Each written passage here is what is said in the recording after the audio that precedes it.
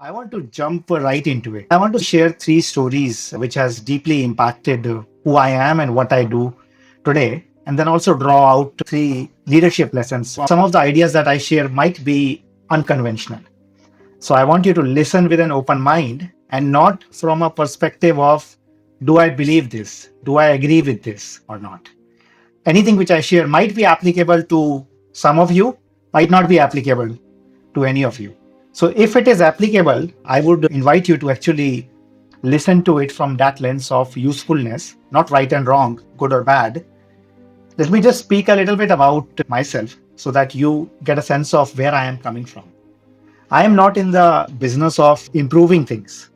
I am not in the business of making things a little better, a little faster, small improvements. I am in the business of making the complete impossible happen.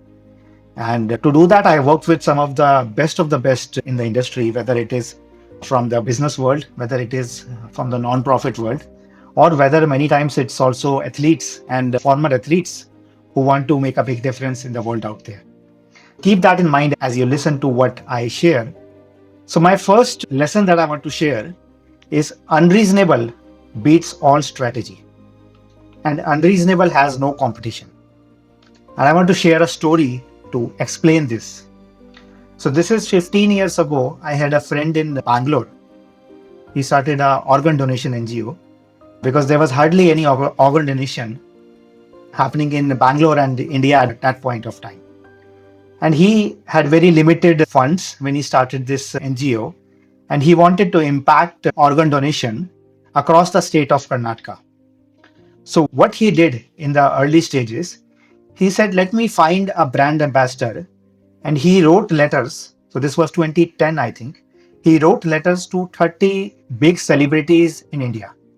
He wrote letters that I want you to be our brand ambassador. And this is a new NGO which he is starting. He has no money. He certainly has no money to pay any of these people as brand ambassadors. But he sent out 30 letters that will you be our brand ambassador and will you basically promote our cause? And we have nothing to give back to you. He reached out to many people when he was doing that. Almost everybody advised him to not do this because it doesn't make sense for a new NGO. Like, why would a big celebrity support a new NGO which has not even established a reputation? Everybody suggested this guy to do the normal thing, like create awareness, go to colleges, go to companies, start speaking. And once you build a certain kind of credibility, then reach out to these big celebrities. But what happened as a result of these 30 letters that he sent out? 29 people said no, or they did not even respond. But one person who was Anil Kumble, you might know him, actually said yes to that unreasonable request at that point of time. And as a result, this NGO got 7 times more organ donation pledges than the state of Karnataka had received in the last 7 years. I just want to repeat this once again. Because of Anil Kumble saying yes to that unreasonable request, he managed to get 7 times organ donation pledges than the state of Karnataka had managed in the last 7 years. This is what I want to address, that this is not something you would come from a logical mind point of view. What should I do? This is something where he actually went beyond what everybody was saying. I'm sharing this story with you here because this is applicable for all of you. Whatever that you want to achieve, that your goals are, yes, there is a common sense, there is a logical path there, but there is also a path which is unreasonable. And unreasonable does not mean like almost a reckless path. It does not mean an irrational path. It simply means a path or a strategy where you have a reason to not do that. And if you cannot listen to that reason, this is what I call unreasonable. I will give you a couple more examples just to highlight this point before we move on to the next lesson. I had a client who had multiple projects going on, with many times clients going back 10 years, 15 years. And he said, nobody is paying me enough. And I asked this person, okay, what if you are starting from scratch, how would you price your services? And then he said that then I would just double my rates. I'm running on 10-year-old rates and I have not been managed to raise my prices. And then I invited this person that go back to all of your clients and say the prices will go double from 3 months in the future. And he said unreasonable. He said everybody would get angry at me. These are strong relationships that I have built over last 10 years. Nobody would say yes, people would leave. So he got really, really scary. And what I helped him do is actually make that unreasonable request. And he went out to all of his clients and he made that request to everybody. Some people, to his surprise, almost said immediately a yes. Like they said that we were waiting that when will you raise your prices.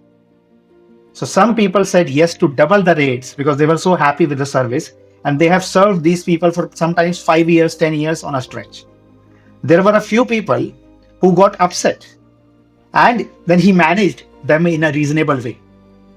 For a very few people, he did not raise any prices, and most of the people, they said let's negotiate, and they actually agreed at 1.5, 1.7x of what they were charging earlier. So just because of he made this unreasonable request, he managed to grow his revenue, but I think more importantly, he managed to grow the margin, the profit percentage, more than double, and nobody got upset, right? So again, the lesson here is just because you are taking an unreasonable step doesn't mean you can't be reasonable. If somebody doesn't want to pay, you can still negotiate. You can do reasoning and then reach an agreement. So this is another example of being unreasonable in a business sense. I will share another example before we move on to the second lesson. I worked with a non-profit founder, and one of the common challenges with any non-profit founder, but including this one, was we do not have funds. Like we are doing some amazing work out there, but we do not have funds to advertise, to bring more awareness. And this person wanted what their NGO was doing to be covered in newspapers. They wanted it to be covered in TV, and they did not have the funds to actually advertise. And there was no strategy that was able to help this person. And as a result of being unreasonable, what they did, they created a program. They went out to newspapers, including the Times of India, and actually told them that we want you to take a full page advertisement for us. And we want you to do it at zero cost. And as a result of that, we will call you a media partner. We will call you our print media partner.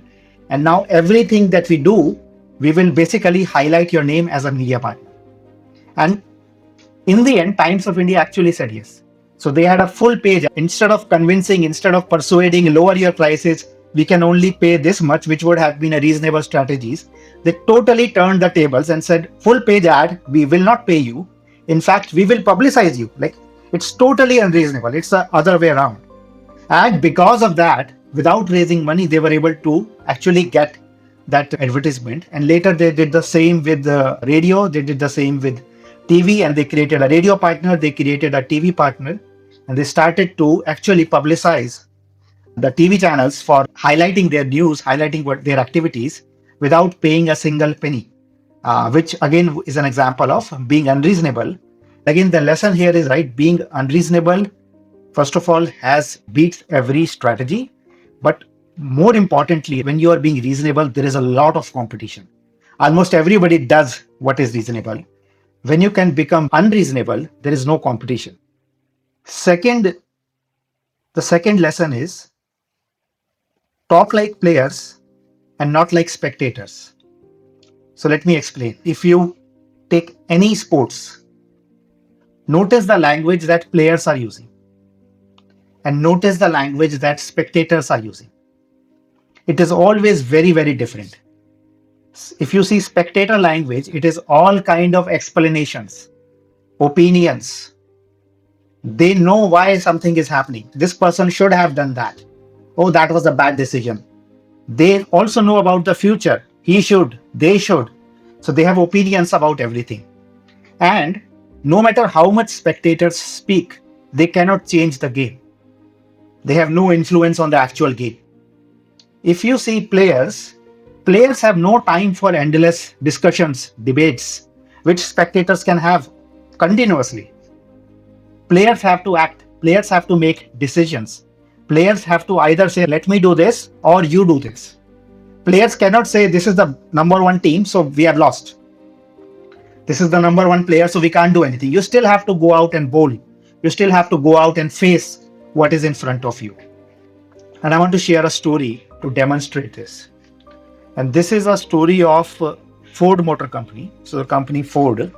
And during 2008 financial crisis, Ford Motor Company was one of the most badly hit. And they actually were bailed out by the US government. And it was the same time when Ford changed their CEO. So they hired Alan Mulally, who was the CEO of Boeing earlier, to become the CEO of Ford. And the first thing this guy did was every Monday he invited his team to meet, all of the team, and there were 30 to 35 managers in his executive team, and all of them were leading 500 to 1,000 people at least. So Ford was a huge company, and almost every metric if you see in Ford, it was basically down. So their sales were down, employee satisfaction was down, customer satisfaction was down. They were not making profits. They had to be bailed out. So everything was going wrong in the company. And Monday morning, he said, let's meet all of us together. And he simply asked everybody to simply say green or red. So green means everything is good in your department. Red means something is wrong. And guess what? Everybody responded with green. Like everybody said green while the company was failing. So he asked a few people, okay, why is this? Like, company is failing, but all of you are telling me your departments are perfectly fine. And then a few people said that earlier, if you used to show red, that person would get fired. So everybody was hiding what was happening in the real, and everybody was giving false reports because nobody wants to get fired. So what he did after that, he said every Monday morning, we will do only two things. First thing is everybody will accurately give their report, and again, not detailed reports, but only green or red. And green or red will be measured by some metrics, not by opinion. So if you are doing sales, then this is the metric. If it's below, it's red. If it's above that, it's green. Very simple. No opinions, only metrics. And no discussions, no debates, no reasoning.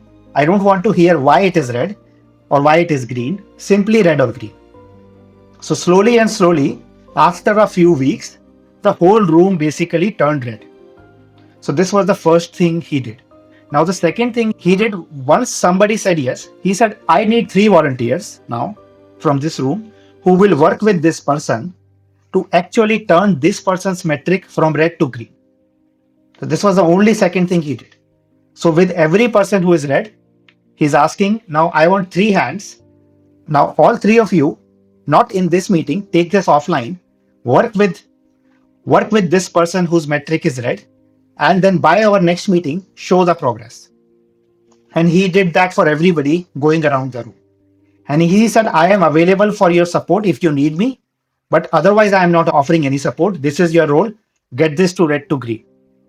What this led over a period of 3 to 4 months, it took around 3 to 4 months, that first of all, transparency increased in the organization. Because red does not mean bad news. He would celebrate the people who would say, okay, I am failing, this is not working. He would actually applaud and say, this is wonderful.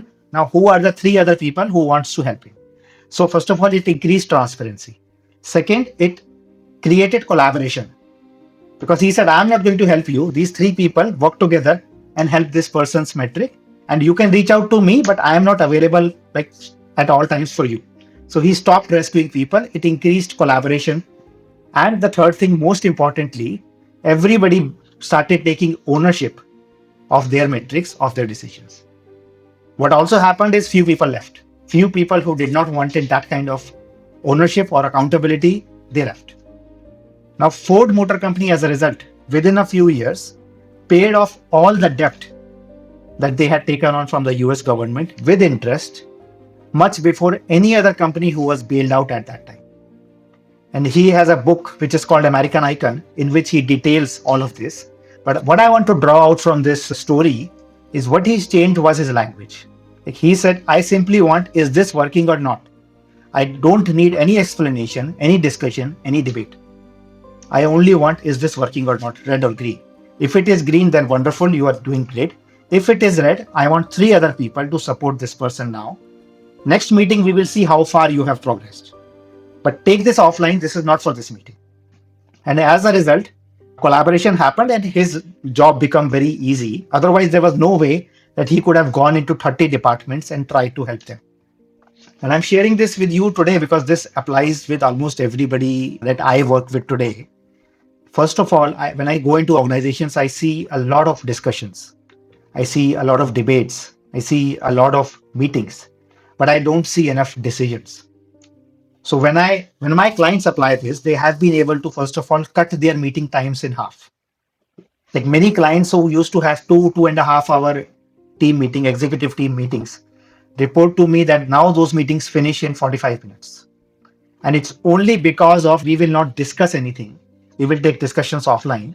But today we are only here to make decisions.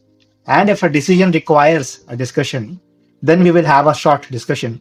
But there is no meeting which is only for a discussion. In the end of the meeting, everybody has to make a decision. And because of this, they have been able to cut meeting times in half. They have been able to increase the productivity because now time is being saved.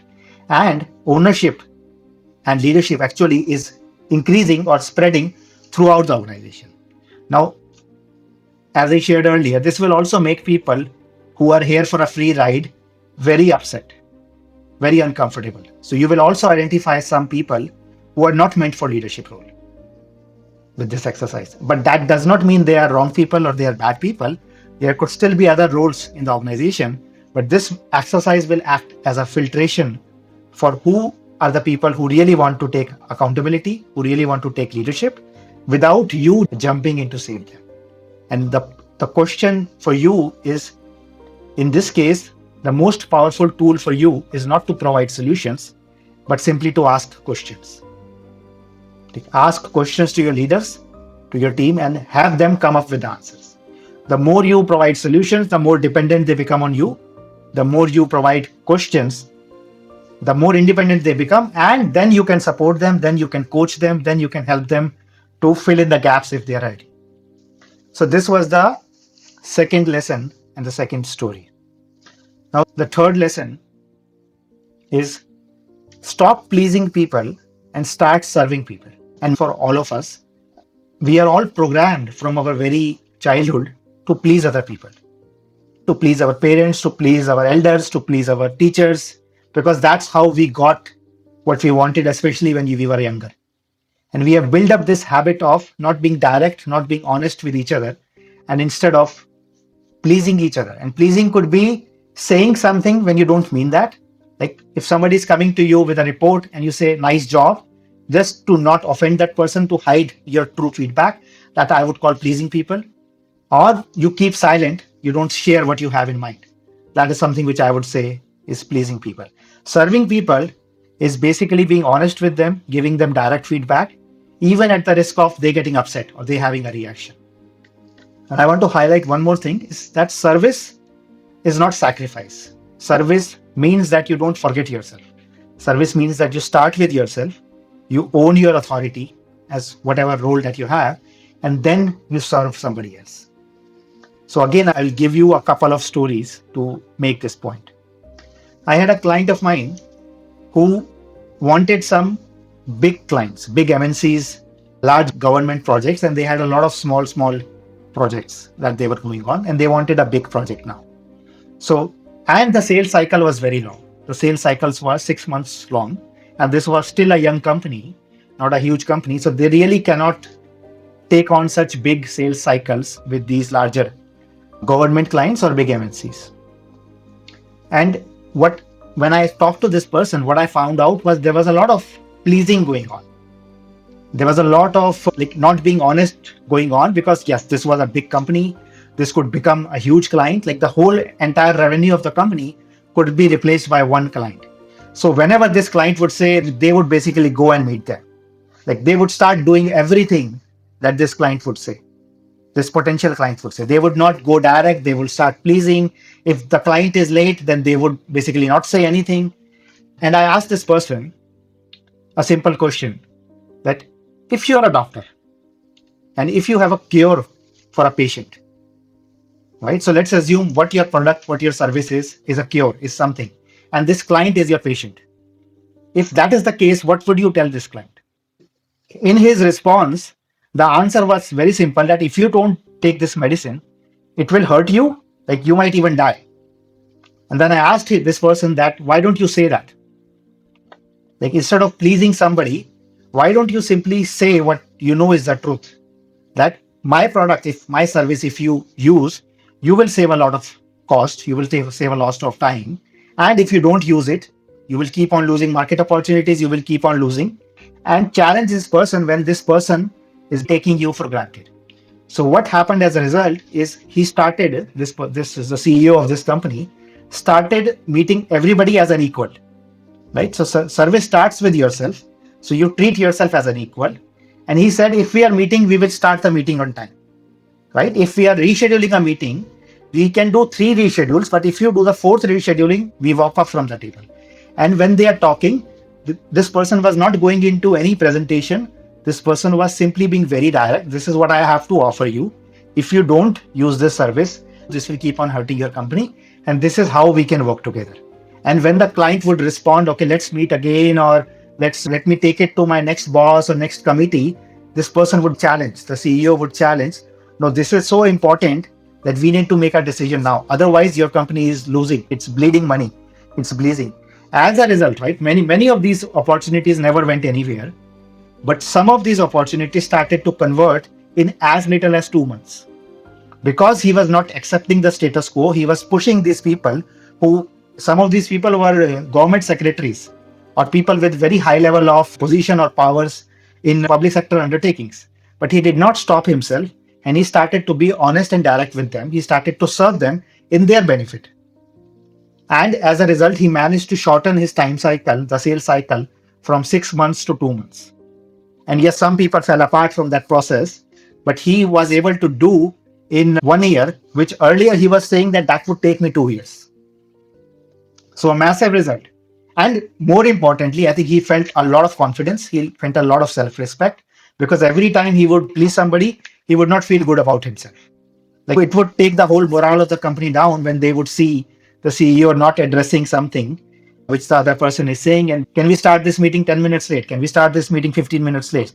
Because big boss is busy, and he would not say anything. So it was eating him from the inside, and he started to challenge all of that. So this was the third lesson, that start serving people and stop pleasing people. And for me, all of these 3 lessons are simple, but they are not easy. There is one thing which is common, is all 3 requires courage. And I think that is what leadership is. Leadership is to not just walk on the path that is in front of you, but even choose a path which you know is the right path somehow, deeper inside in your gut. So all 3 stories will require courage. But this will be different for everybody based on your situation.